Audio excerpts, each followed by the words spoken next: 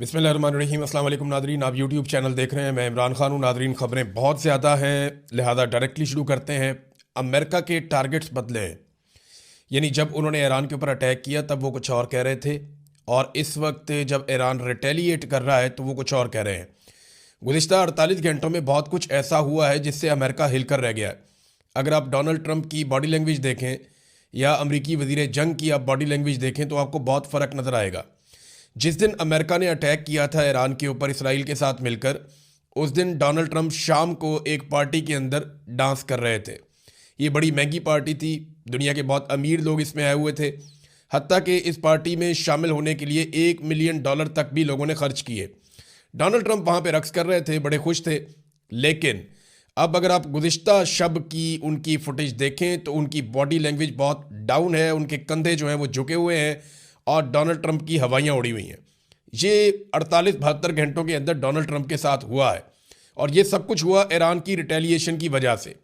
पहले जो ईरान के खिलाफ टारगेट थे अमेरिका के, वो क्या थे ज़रा ये आप जहन में रख लें, क्योंकि ये नेतन्याहू और अमेरिका ने मिलकर तय किए थे, डोनाल्ड ट्रंप ने। तो पहले जो टारगेट थे उनमें एक था रजीम तब्दील करना है ईरान के अंदर। ये सबसे बड़ा और मेन टारगेट था कि अपनी हुकूमत को ला के ईरान के अंदर इंस्टॉल करना है, जिसके लिए रज़ा पहलवी को तैयार किया गया। उसका इंटरनेशनल मीडिया में इमेज बनाया गया, उसके इंटरव्यूज़ करवाए गए, और इस तरीके से रज़ा पहलवी सामने भी आ जाता है, बहुत सारे स्टेटमेंट्स भी देता है। तो कोशिश ये थी कि ईरान के अंदर रजीम तब्दील कर दिया जाए, पहला टारगेट ये था। और दूसरा टारगेट था कि ईरान को मुकम्मल तौर पे निहत्ता कर दिया जाए, तमाम हथियार उनके तलफ कर दिए जाएं। ये था दूसरा टारगेट। लेकिन अब ये टारगेट बदल गए हैं, और ये आपको पता चलता है एक तो अमरीकी नायब सदर जेडी वेंस उनके स्टेटमेंट से, और दूसरा जो अमेरिका के अंदर अब बयानात आ रहे हैं लगातार, उनसे आपको पता चलता है कि अमेरिका महदूद जंग लड़ना चाहता है। यानी ये उनके नायब सदर भी कह रहे हैं, और अमेरिका से सब लोग ये कह रहे हैं कि हम जंग तवील के अंदर जाना नहीं चाहते, और ज़मीन पे तो बिल्कुल ही नहीं उतरना चाहते। और अब वो ये कहते हैं जनाब हम ईरानी बहरिया के खिलाफ कार्रवाई करना चाहते हैं, उसको तबाह करना चाहते हैं, और एटमी हथियारों से ईरान को रोकना चाहते हैं। बस, तो एटमी हथियार तो ईरान बना ही नहीं रहा था। ये सीआईए के साबिक एजेंट्स भी कह रहे हैं, पूरी दुनिया में ये बताया जा रहा है कि अगर ईरान के अंदर कोई वाहिद फतवा ऐसा मौजूद था, एक मजबूत आवाज़ थी जो ईरान को ये कहती थी कि एटम बम नहीं बनाना, वो शहीद होने वाले खामनाई थे। अब खामनाई की शहादत के बाद वो आवाज़ अमेरिका ने खुद ही बंद कर दी, जो ईरान को एटम बम बनाने से रोक रही थी। ईरान के बाद देखें जो इंटरनेशनल रिपोर्ट्स हैं ना, उसके मुताबिक 60% तक अफजूदा यूरेनियम मौजूद है। यूरेनियम से आप एटम बम बनाते हैं ना, तो 60% तक तो उसने काम किया हुआ है उसकी अफजूदगी के ऊपर, और हफ्ता 10 दिन और लगेंगे। ये अमेरिकन का दावा है कि ईरान बाकी काम हफ्ता 10 दिन में कर सकता है अगर वो फैसिलिटेट हो जाए तो, या वो इसके ऊपर तुल जाए ये काम करने पे, तो इसको 90% तक पहुंचा सकता है। अब 460 किलो यूरेनियम ईरान के ऊपर एलिगेशन लगता है कि उसके पास है, और इससे वो 11 एटम बम बना सकता है। अब इससे कितनी बड़ी तबाही हो सकती है। तो वो ये कहते हैं जी एटमी हथियारों से ईरान को रोकना है। अब यहाँ पे आ गया मामला, पहले तो मामला कुछ और था, अब मामला कुछ और है। अमेरिका अपने टारगेट्स बदल रहा है। यानी चलो आप ये देख लेना कि अंगूर खट्टे हैं, ये मिसाल आपने सुनी होगी कि लोमड़ी छलांगे मारती है, जब वो नहीं काबू आते तो कहती है अंगूर खट्टे हैं। तो अमेरिका अपने असल टारगेट्स अचीव नहीं कर सका। अमेरिका के अंदर एक बहस चल रही है, और ये बार बार चल रही है, और सब ये कह रहे हैं कि इसराइल ने अमेरिका को इस लड़ाई के अंदर फंसाया है। नेतन्याहू ने अमेरिका के दौरे किए, डोनाल्ड ट्रंप के साथ उनके शानदार ताल्लुकात हैं, दोनों एक दूसरे की बहुत तारीफें करते हैं, और दोनों को कामयाबियां मिल भी रही थी। तो डोनाल्ड ट्रंप को दो चीज़ों का खदशा है। एक तो एप्स्टीन फाइल का बड़ा सीरियस इशू उठा हुआ है अमेरिका में। जैसे ही ये आप देखिएगा गर्द बैठेगी तो एप्स्टीन फाइल का मामला डोनाल्ड ट्रंप के गले का तौक बन जाएगा, मुसीबत बन जाएगी उनके लिए, कानूनी नुक्ता नज़र से भी और अवामी नुक्ता नज़र से भी। और दूसरा मामला है कि डोनाल्ड ट्रंप की मकबूलियत बहुत बुरी तरह इफेक्ट हुई है अमेरिका में, और मिड टर्म इलेक्शन के अंदर उनके जीतने के इम्कानात नहीं हैं। नेतन्याहू ने फिर स्टेटमेंट दे दिया कि खुशकिस्मत है कि हमारे पास ट्रंप जैसा लीडर है। यानी नेतन्याहू ने और शहबाज शरीफ ने गेम उठाई हुई है डोनाल्ड ट्रंप की, वो कोई कसर छोड़ ही नहीं रहे। अच्छा, अब एक चीज़ और है जो अमेरिकन कहना शुरू हो गए, वो ये कह रहे हैं कि लड़ाई तो हमारी थी नहीं, हम इस लड़ाई में क्यों उतर गए, हमें तो ईरान से किसी किस्म का कोई खतरा ही नहीं था। और बार बार ये स्टेटमेंट आ रहे हैं। सेनेटर वार्नर ने एक जुमला बोला और उसके अंदर सारा कुछ शामिल है। उन्होंने कहा जी ईरान इसराइल के लिए खतरा था, अमेरिका के लिए खतरा नहीं था। अगर हमने ईरान पर इसलिए हमला किया है कि वो उनके लिए खतरा है, तो मुबारक हो, इसराइल के यहूदियों ने अमेरिका पर कब्जा कर दिया है। अब ये रिपोर्ट हुआ जनाब, वहाँ पे सेनेटर वार्नर ने ये स्टेटमेंट दिया अमेरिका में सब लोग ऐसे ही सोच रहे हैं। ये एक सर्वे भी हुआ अमेरिका में, और ये CNN ने सर्वे करवाया। इनके सर्वे बड़े मकबूल होते हैं अमेरिका में। CNN बताता है अमेरिका के सर्वे के अंदर कि अमेरिकियों की राय क्या है इस जंग को लेकर। डोनाल्ड ट्रंप अमेरिकियों को ईरान के खिलाफ जंग पर कायल नहीं कर सके, और 59% अमरीकी इस जंग के खिलाफ हैं। 88% जो अमरीकी हैं वो ये कहते हैं कि ईरान की सरजमीन पर फौज नहीं उतारनी चाहिए, यानी उन्होंने मुखालफत कर दी है। जबकि डोनाल्ड ट्रंप कहता है हम ये कर सकते हैं, लेकिन अमरीकी कह रहे हैं कि ऐसा बिल्कुल नहीं करना चाहिए, और 88% अमरीकी इसके खिलाफ हैं डोनाल्ड ट्रंप की राय के। और लगभग 60% ये कहते हैं कि ट्रंप के पास ईरान से डील करने का कोई प्लान नहीं था, कि ईरान से किस तरह निपटना है इसके पास प्लान ही कोई नहीं था, और उन्होंने इस जंग की मुखालफत की है। नाज़रीन, सऊदी अरब के अंदर जो अमरीकी एम्बेसी के ऊपर अटैक हुआ, मैंने आपको पिछले वीलॉग में बताया था, उसकी तस्दीक हो गई है। और अब कुछ इत्तलात आ रही हैं जो मुझे वहाँ पे मकामी सोर्सेज ने बताया। उन्होंने कहा जी कि वहाँ पे अमरीकी फ़ौजी और दीगर लोग भी मौजूद थे एम्बेसी के अंदर। ये अमेरिकन एम्बेसीज के अंदर इनका फ़ौज का हमला होता है, हिफाजत के लिए भी होता है, वहाँ पे मौजूद रहता है। तो क्योंकि सऊदी अरब से ये ऑपरेशंस कर रहे थे, तो अमेरिकन एम्बेसी जो रियाद में है, जहाँ पे और एम्बेसीज भी हैं इस इलाके में, वहाँ पे उनकी मौजूदगी कोई हैरत की बात नहीं है। लेकिन इसके ऊपर 2 अटैक किए गए हैं, और एक और हमला किया गया है जो नेतन्याहू के दफ्तर पे हुआ है। इन दोनों हमलों के अंदर मिसाइल इस्तेमाल किए गए हैं, और दोनों हमलों के अंदर शदीद नुकसान हुआ है। अब कितने लोग मारे गए हैं, कितना नुकसान हुआ है, इसकी तफसीलात नहीं आ रही। अमेरिका और इसराइल ये तफसीलात नहीं बताना चाह रहे, वो सामने नहीं रख रहे अभी तक। नाज़रीन, ईरान ने अपना एक ऑफिशियल स्टेटमेंट जारी किया है। इस स्टेटमेंट में ईरान ये कहता है कि वो अपनी 6000 साल पुरानी तहजीब का दिफा करेगा। हमने लंबी जंग की तैयारी कर रखी है, और हमने पहल नहीं की। दुश्मन को अपने गलत अंदाजों पे पछताना पड़ेगा। हम अमेरिका और इसराइल के ऊपर मजीद जहन्नुम के दरवाजे खोल देंगे।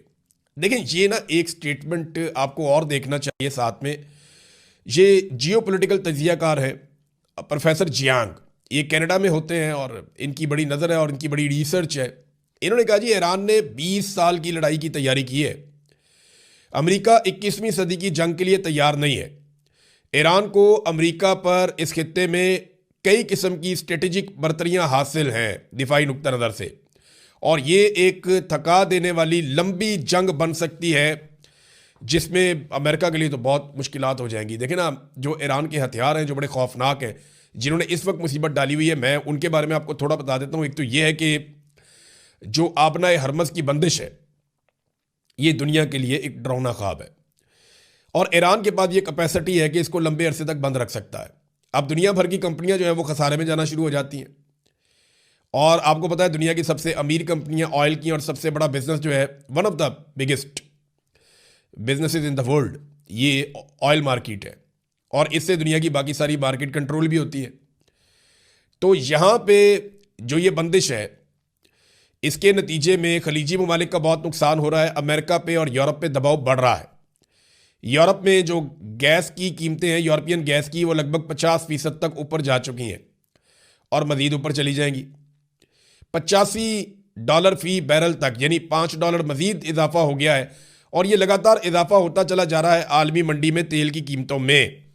ये चीज़ दबाव बढ़ाती चली जाएगी। दूसरा एक और बड़ा खौफनाक हथियार जो ईरान इस्तेमाल कर रहा है, ये 2 जिनको वो फिजिकली यूज़ कर रहा है, एक उसके क्लस्टर बम्स हैं। इन्होंने इसराइल को और अमेरिका को बहुत हैरान किया, ख़ासतौर पे इसराइल को, इसलिए कि इसराइल के शहरों के ऊपर वो ये क्लस्टर बम फेंकते हैं। ये क्लस्टर बम होता क्या है, मैं आपको बता देता हूँ।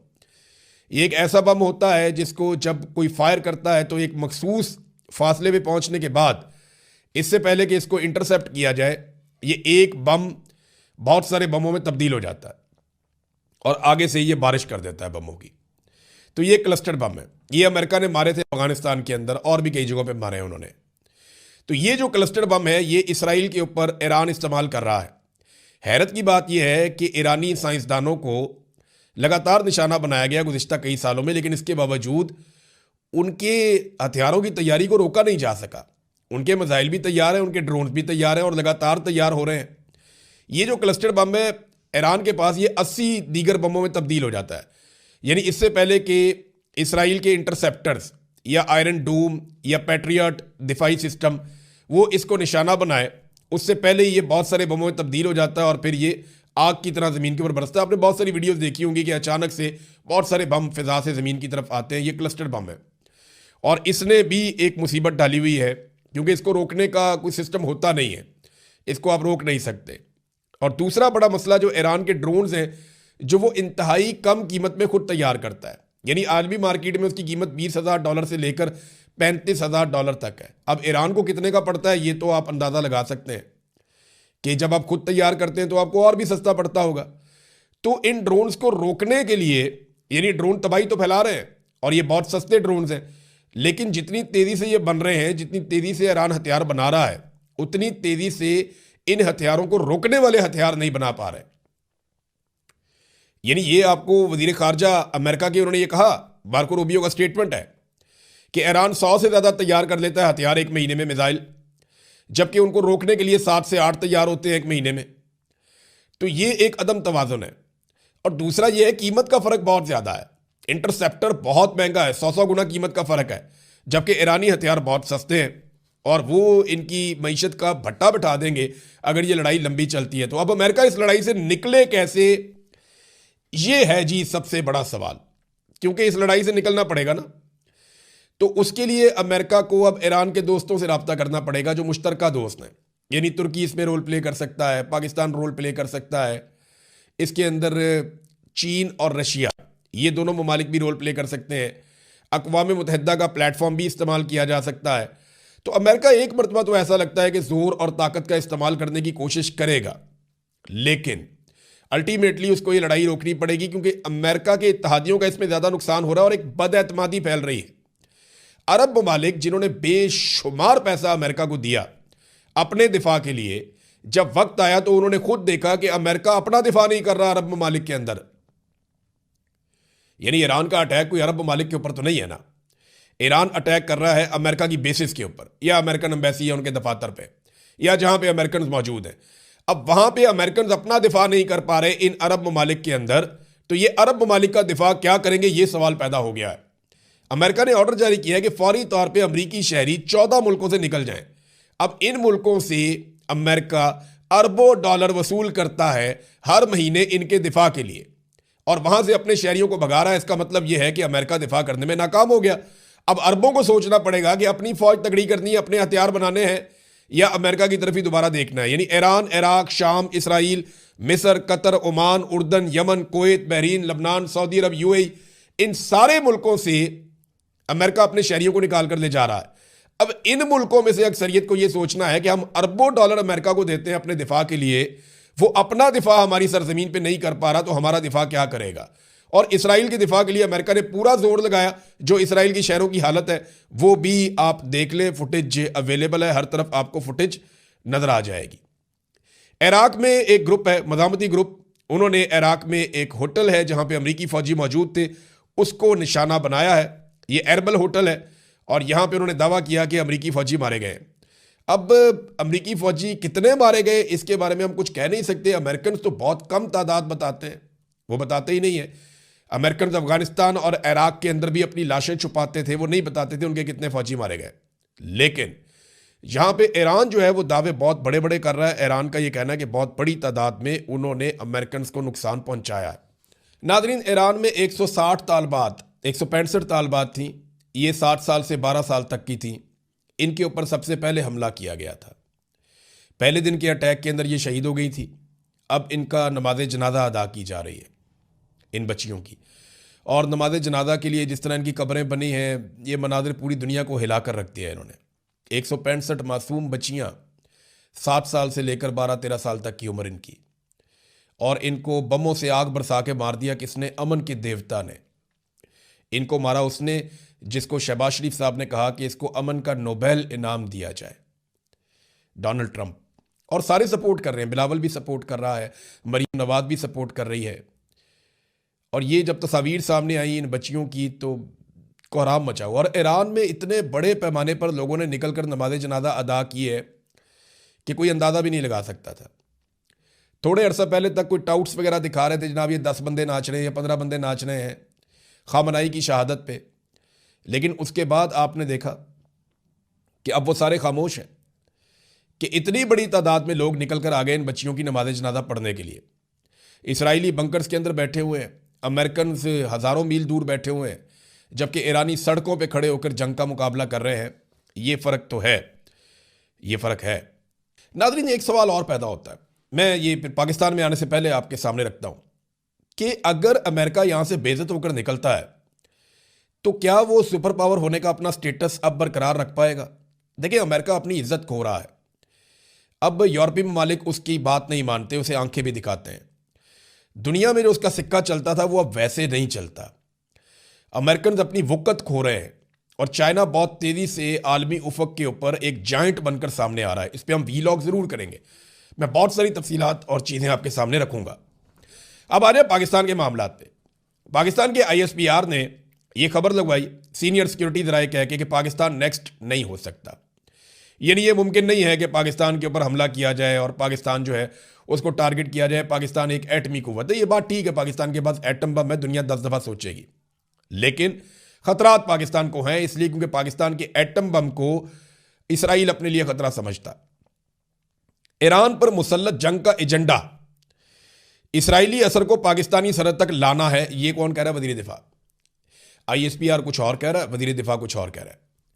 ISPR कह रहा है नहीं, कुछ नहीं होता, कोई नहीं आ रहा हमारी तरफ, जबकि वज़ीर दिफा कह रहा है कि ईरान पर जो जंग मुसल्लत की गई है उसके पीछे जो असल एजेंडा है वो ये है कि इसराइली असर पाकिस्तानी सरहदों तक पहुंच जाए। ये है जनाब। वज़ीर दिफा कोई और स्टेटमेंट देता है पाकिस्तान का, ISPR कोई और स्टेटमेंट बताता है सिक्योरिटी ज़राए के नाम के ऊपर। तो यहाँ पे कन्फ्यूजन है, लेकिन एक चीज़ की कन्फ्यूजन बिल्कुल नहीं है। दो मुतालबात बहुत ज़्यादा जोर पकड़ रहे हैं पाकिस्तानी हुकूमत पर। नंबर 1, बोर्ड ऑफ पीस से निकल जाएं फौरी तौर पे। नंबर 2, जो नोबेल इनाम की नामजदगी आपने की है वो वापस ले लें, क्योंकि ट्रंप की अमेरिका में जो हालत हो रही है ना, अब पाकिस्तानी रजीम को चाहिए कि आहिस्ता आहिस्ता अब ट्रंप से कोई थोड़ा बहुत फासला बना लें। इमरान खान साहब के हवाले से नाजरीन कुछ अहम खबरें हैं। नंबर 1 तो यह कि इमरान खान साहब की आज भी उनकी बहनों से मुलाकात नहीं करवाई गई। ये इंतहाई अफसोसनाक है। इमरान खान साहब की आंख एक ज़ाया होने की इतला आई और उसको जो है वो सरकारी ज़राए ने उसकी तस्दीक की। उसके बाद से लेकर अब तक इमरान खान साहब की उनकी फैमिली से मुलाकात नहीं करवाई जा रही और ना ही उनके मुआलिजीन से उनकी मुलाकात करवाई जा रही है। और अदालत में केस किया, लाहौर हाई कोर्ट में आज केस लगा हुआ था, जैसा कि हमने आपको कल बताया था। तो 1 हफ्ते की मजीद तारीख दे दी अदालत ने। अब ये वही अदालतें हैं जो नवाज शरीफ के लिए एक एक दिन के बाद समात करके ये कहती थी कोई गारंटी दे, बताए अगर इसको कुछ हो गया तो क्या करेंगे। उधर एक लीडर की आंख ज़ाया हो गई और ये अदालत ने होश के नाखून नहीं ले रही। और जो आंख ज़ाया हुई वो सरकारी ज़राए से मैं बता रहा हूँ आपको, ज़ाती तौर पे तो मुझे नहीं पता, लेकिन सरकारी ज़राए ये बात बताते हैं। तो जो अदालत नवाज शरीफ के लिए गारंटियाँ मांगती थी वो अब एक एक हफ्ते की तारीखें मांग रही है। ये अदालतों की हालत है। लेकिन रात कितनी भी अंधेरी हो ना, सुबह आ जाती है। जब आपके पास सबूत ना हो ना तो आप बिलाखिर हार जाते हैं। इमरान खान और बुशरा बीबी की ज़मानत कबल अज़ गिरफ्तारी की दरखास्तों के फैसले जारी हो गए, उन्हें ज़मानतें मिल गई थी, मैंने आपको बताया था। लेकिन आपको अजीबोगरीब बातें बताता हूँ कि तोशा खाना वाली जो जाली रसीदों के मामले के ऊपर इमरान खान साहब पे केस बनाया हुआ था जिस पे ज़मानत नहीं मिल रही थी, उस पर प्रोसिक्यूशन ने अदालत में बताया कि हमने तो रसीद सोशल मीडिया पर देखी थी। अंदाज़ा करें, सोशल मीडिया पर एक रसीद देखी, उसकी बुनियाद के ऊपर पर्चा कर दिया इमरान खान पे और जनाब पकड़ लो इमरान खान को। और ये रसीदें आज तक अदालत में पेश ही नहीं की और ना इनका कोई फोरेंसिक करवाया गया। उन्होंने कहा जनाब हमने तो सोशल मीडिया पे देखी थी। फिर 9 मई वाला बयानिया भी उड़ा दिया। उन्होंने कहा जी फौज के खिलाफ इमरान खान साहब का ऐसा कुछ है ही नहीं, कोई ऐसे बयानात है ही नहीं, कोई तकरीर या सबूत अदालत में आप पेश ही नहीं कर सके आज तक, लिहाजा ये भी फारिग कर दिया उन्होंने। 9 मई एहतजाज और इक़दाम कत्ल के मुकदमात में भी प्रोसिक्यूशन कोई सबूत इमरान खान के खिलाफ पेश नहीं कर सकी। एहतजाज के मुकदमात में इमरान खान की जाए वकूआ पर मौजूदगी साबित ही नहीं होती, कोई सबूत आपने दिया ही नहीं जिससे ये हो कि इमरान खान साहब के कहने पे एहतजाज हुआ। तो अदालत ने 50-50 हज़ार के मुचलकों पे इमरान खान साहब को ज़मानत दे दी। ये इनके मुकदमात की हालत है। ये आसिम मुनीर साहब ने ज़बरदस्ती इमरान खान साहब को जेल में रखा हुआ है। अगर अदालतें इंसाफ देना और मेरिट के ऊपर इन केसों को चलाएं तो 24 से 48 घंटों में इमरान खान साहब बनी गाला में होंगे और बेशुमार लोग उसके चंद दिन के अंदर जेलों में होंगे, चाहे इस्तिस्ना लिया हुआ हो। अब तक के लिए इतनी, अपना ख्याल रखिएगा, अपने चैनल का भी। अल्लाह हाफ़िज़।